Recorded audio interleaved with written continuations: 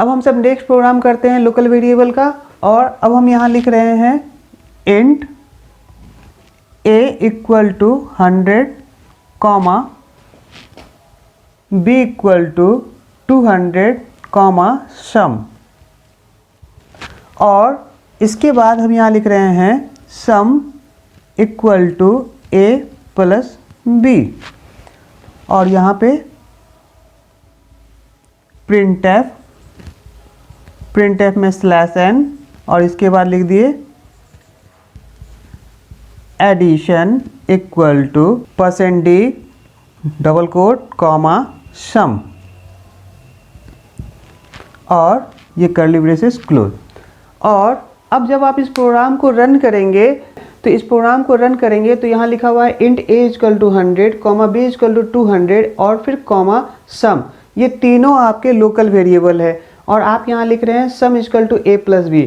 तो a का value 100 है, b का वैल्यू 200 है, तो दोनों के वैल्यू को जोड़ के हमने सम में डाल दिया 300, और नीचे प्रिंटफ के अंदर हम डबल कोट के अंदर जो भी लिखते हैं वो आपको as it is message print होता है। तो /n आपको न्यू लाइन देने का काम करेगा, और क्या मैसेज लिखा हुआ है, एडिशन इक्वल टू सिर्फ मैसेज है, और ये % सम के वैल्यू को प्रिंट कर रहा है, और सम का वैल्यू है 300, तो यहाँ आपको सम का वैल्यू 300 प्रिंट हो जाएगा। तो इसका आउटपुट आएगा एडिशन इक्वल टू 300। ठीक है, तो अब हम इसको करके देखते हैं।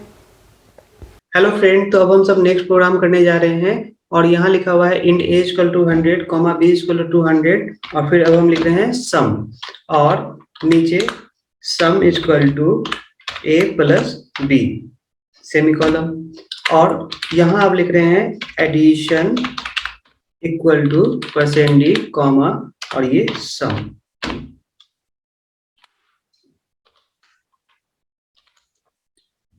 और जब हम इस प्रोग्राम को रन करेंगे तो आउटपुट क्या आएगा, तो प्रिंटफ में यहाँ लिखा हुआ है /n, तो /n आपको न्यू लाइन देगा, और इसके अंदर लिखे हैं एडिशन इक्वल टू, तो addition equal to as it is message है, तो आपको addition equal to as it is message print हो जाएगा, और ये %d आपको सम का वैल्यू ला रहा है, और ये सम का वैल्यू ऊपर से आ रहा है, और सम का वैल्यू में क्या आ रहा है, a प्लस b, a का वैल्यू 100 है, b का वैल्यू 200 है, तो a और b का वैल्यू 100 प्लस 200 300 हो गया, तो सम का वैल्यू 300 हो गया, तो ये %d ये सम के वैल्यू को प्रिंट कर रहा है, और सम का वैल्यू ऊपर से 300 आ रहा है।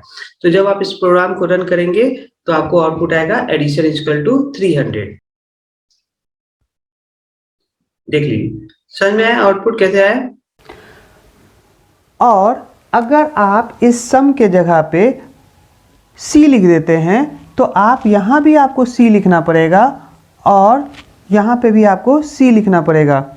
बस ये बताना चाह रहे हैं कि सम के कारण एडिशन नहीं हो रहा था, आप यहाँ a और b के वैल्यू को ऐड करके c में रखे हैं, और c के वैल्यू को प्रिंट कर रहे हैं, तो c का वैल्यू 300 दे रहा है, और आपने यहाँ एडिशन किया है इसलिए एडिशन हो रहा है। सम एक वेरिएबल था जो कि आप c भी रख सकते हैं सम के जगह।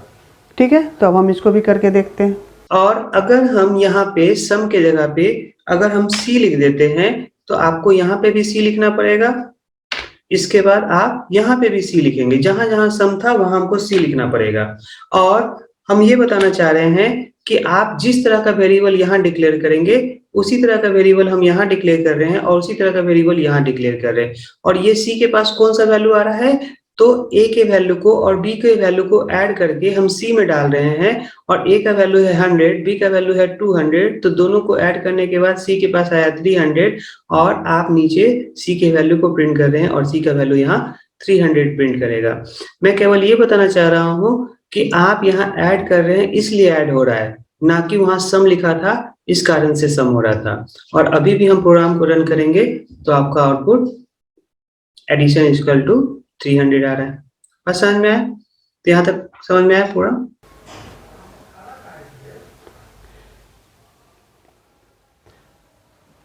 और फिर से अब हम इसको c को सम कर दे रहे हैं।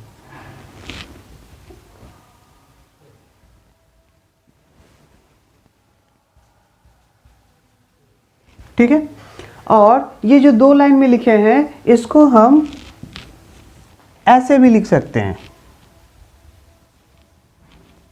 a comma b comma sum a equal to 100 b equal to 200, sum equal to a plus B. ठीक है, और इसी दो लाइन को हम ऐसे भी लिख सकते हैं, int a equal to 100, int b equal to 200, int sum equal to a plus B. और इसी दो लाइन को आप ऐसे भी लिख सकते हैं, int a equal to 100, comma b equal to 200, comma sum equal to a plus B. ठीक है, तो इस दो लाइन को आप इस मेथड में भी लिख सकते हैं, इस मेथड में भी लिख सकते हैं और इस मेथड में भी लिख सकते हैं, और चारों तरीका सेम है। ठीक है, चारों मेथड लिखने का सेम है। और कहा जाता है कि सबसे बेस्ट तरीका कौन, तो सेम है कि आप यहाँ पे डिक्लेरेशन सेपरेट लाइन में कर रहे हैं और इनिशियलाइजेशन सेपरेट लाइन में कर रहे हैं, तो जब भी कोई आदमी सेपरेट सेपरेट काम को करेगा तो वर्क स्पीड फास्ट हो जाएगा, और जब भी कोई आदमी एक साथ दो तीन काम को करेगा, मल्टीपल वर्क को करेगा, तो वर्क स्पीड स्लो हो जाएगा। तो सेम चीज़ है कि यहाँ आपका डिक्लेरेशन और इनिशियलाइजेशन दोनों हो रहा है, और ये आपको जितना वेरिएबल उतना इंट, तो ये तो और सबसे ख़राब है। अगर 1000 वेरिएबल लेंगे तो 1000 बार इंट लिखना पड़ेगा, और ये भी आपको एक साथ दो काम कर रहा है, डिक्लेरेशन और इनिशियलाइजेशन। मगर इस छोटे से प्रोग्राम में आपको इसका इफेक्ट नहीं पड़ेगा। मगर जब आप किसी प्रोजेक्ट में काम करते हैं तो आप सारे वेरिएबल को एक जगह ऊपर में डिक्लेयर करते हैं और बारी बारी से नीचे यूज करते हैं। और अब हम इस दो लाइन को यहाँ से हटा के ये सिंगल लाइन लिखेंगे और कैसे काम करता है ये भी देखेंगे, और इस दो लाइन को यहाँ से हटा के 4 लाइन भी लिखेंगे तो वही आउटपुट आएगा, और ये 3 लाइन यहाँ पे लिखने के बाद आपका वही आउटपुट आएगा। मतलब ये चारों तरीका सेम है और आपको आउटपुट सेम आएगा, एडिशन इक्वल टू 300। तो हम इसको बारी बारी से करके देखते हैं। और आप ऊपर वाले दो लाइन को डिफरेंट डिफरेंट तरीके से भी लिख सकते हैं। तो अब हम यहाँ पे कमेंट में लिख रहे हैं स्लैश स्टार और star slash method two in a comma b comma sum a equal to 100, b equal to 200 और sum equal to a plus B. ये हमारा एक तरीका हो गया। हम ऊपर वाले दो लाइन को इस तरह से भी लिख सकते हैं और वही आउटपुट आएगा। उसके बाद method 3 int a equal to 100, int b equal to 200, int sum equal to a plus b semicolon. तो हम ऊपर वाले इस दो लाइन को इस तरह से भी लिख सकते हैं 3 लाइन में। ठीक है, और method 4 int a equal to 100 comma b equal to 200 comma sum equal to a plus b। तो हम ऊपर वाले दो लाइन को हम 4 लाइन में भी लिख सकते हैं, और इसी ऊपर वाले दो लाइन को आप इस 3 लाइन में भी लिख सकते हैं, और इसी दो लाइन को आप नीचे एक लाइन में भी लिख सकते हैं, है ना, और आउटपुट सेम आएगा। तो करके देख लेते हैं।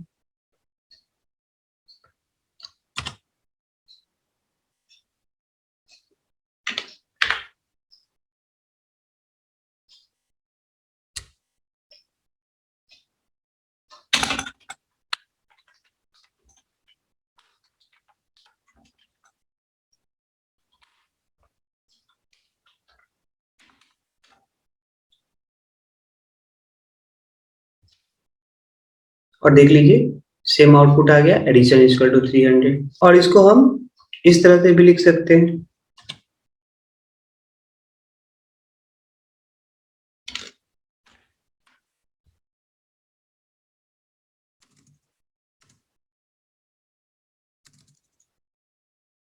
और अब हम रन कर ले रहे हैं। और देख लीजिए इसका भी आंसर सेम आ रहा है।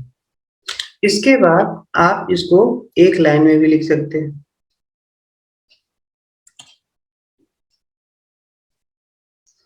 तो इतने तरीके से हम इस 2 लाइन को लिख सकते हैं। समझ में आया?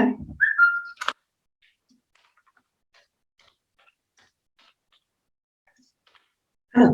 अब क्वेश्चन ये है कि मेथड 1 अच्छा है या मेथड 2 अच्छा है या मेथड 3 अच्छा है या मेथड 4 अच्छा है।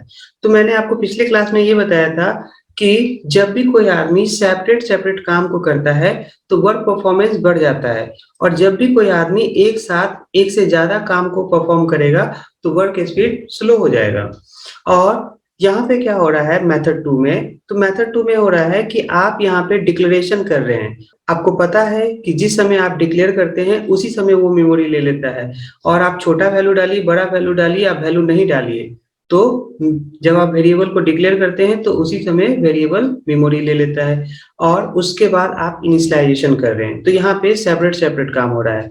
और मेथड थर्ड में क्या हो रहा है कि आप 3 वेरिएबल बना रहे हैं तो 3 बार हमको इंट लिखना पड़ रहा है, और साथ ही साथ मेथड थर्ड में आप डिक्लेरेशन और इनिशियलाइजेशन एक साथ 2 काम कर रहे हैं, तो वर्क परफॉर्मेंस घट जाएगा। और जब हम 1000 वेरिएबल लेंगे तो 1000 बार इंट लिखना पड़ेगा, है ना? तो ये मेथड थर्ड सबसे खराब है।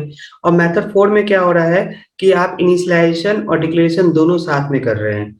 तो ए को हम डिक्लेयर कर रहे हैं और ए का घर बना और उसमें हम वैल्यू स्टोर कर रहे हैं, फिर बी का घर बना, बी में वैल्यू डाल रहे हैं, फिर सम को डिक्लेयर किया और सम में ए और बी को ऐड कर रहे हैं। तो यहाँ इनिशियलाइजेशन और डिक्लेरेशन दोनों साथ साथ हो रहा है। और मेथड 1 में भी सेम चीज हो रहा है।